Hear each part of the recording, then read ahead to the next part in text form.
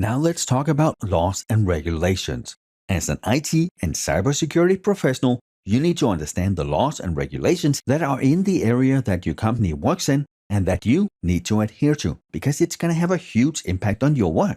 So to begin with, we have criminal law, and that is where most cybercrimes fall under. With criminal law, society is the victim, and the proof in those cases must be beyond a reasonable doubt. The punishment, if convicted, can range all the way from financial fines through incarceration and finally death penalty. And the sentence here is to punish and deter. So you punish whoever did it and you deter someone else from doing it. And I have had some students that question, yeah, but hacking, death penalty, doesn't that seem a little bit extreme? And in most cases, I completely agree.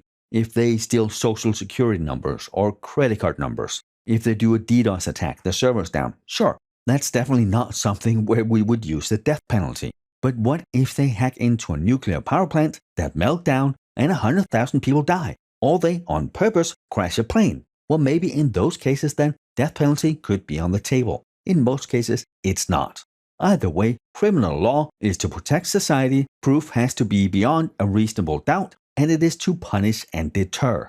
Which then brings us to civil law. You may also hear that referred to as tort law. Here, it's no longer society that's the victim. It can be individuals, groups, or organizations. And in civil law, proof must be the majority of the proof. Keyword here again, majority. You may also hear it as the preponderance of proof. It is more likely than not. Here the punishment are financial fines, and they're there to compensate the victim or victims. As the next type of laws, we have administrative or regulatory laws. And they're made by government agencies. In the US, that could be the FDA or FAA, something like that. They're made by government agencies. An example of this could be HIPAA. We just talked about that one. That was the one that in the US protect the individual's medical records and their protected health information. And then we have private regulations. I have already mentioned the PCI DSS standard. That is the one where if anyone wants to issue or handle credit cards, they need to adhere to that standard. If they don't, they lose the right to issue the credit cards. It is not a law. It is an industry standard where all the payment card processors in the US came together and made the PCI DSS standard, both because there needed to be a standard and I think also because they didn't want the government to interfere. If they built a strong enough standard, there would be no point for the government to make regulations.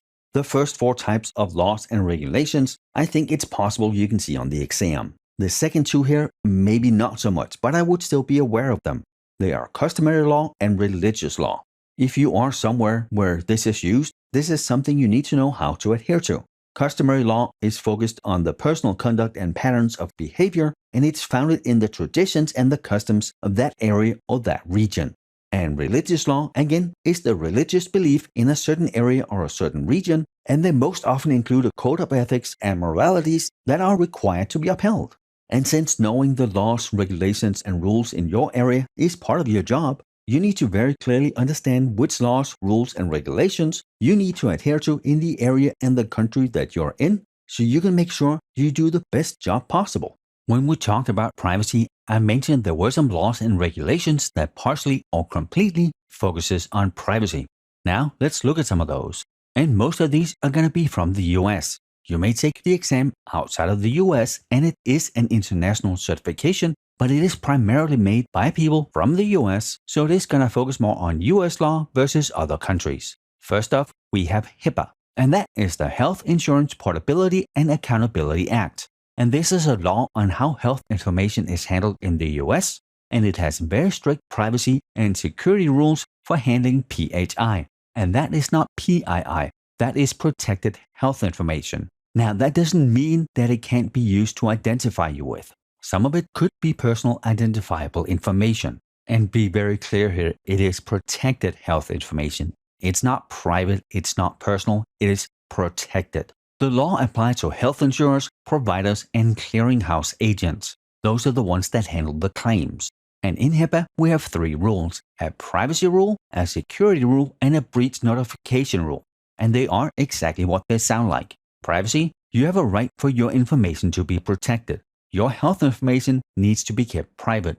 With the security rule, the companies who handle PHI have to implement appropriate security measures And then obviously the breach notification rule. If they are breached, if the data is leaked, well then they have to let the public know. And the breach notification is sort of a big thing because in the US, in all 50 states, we have security breach notification laws. But what that really means and how much or how little it is depends on the state. Normally, they would require the state to inform anyone if the PII has been compromised. But many of them also have an encryption clause, meaning if a company lost the records of, let's say, 100,000 people, but they had the data encrypted, and if we assume the encryption is strong enough, in some places that's kind of vague, then they might not have to notify anyone. So when you watch the news and you see someone who lost 5,000 or 10,000 or 150 million social security numbers, those are the ones that were not encrypted.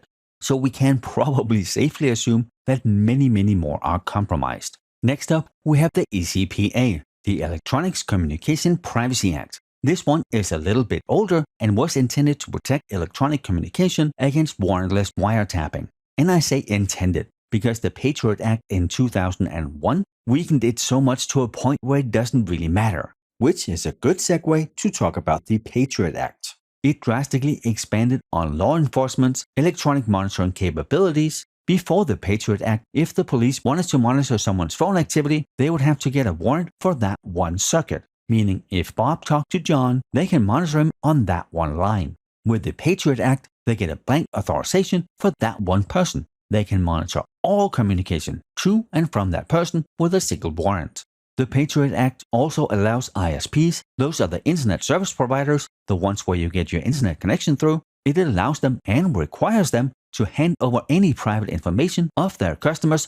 And then finally, the Patriot Act eases the restriction on foreign intelligence gathering within the US. And the last one we have here is the Computer Fraud and Abuse Act, CFAA. And this is where most cybercrimes are prosecuted. And this was made in 1986. Since this has been a long time ago, there's been maybe 8 or 10 amendments since then. I don't think you need to know any of the amendments, maybe just know that the Patriot Act was one of them, and that was in 2001, and in 2008 they added the Identity Theft Enforcement and Restitution Act. And then finally, we have PCI DSS.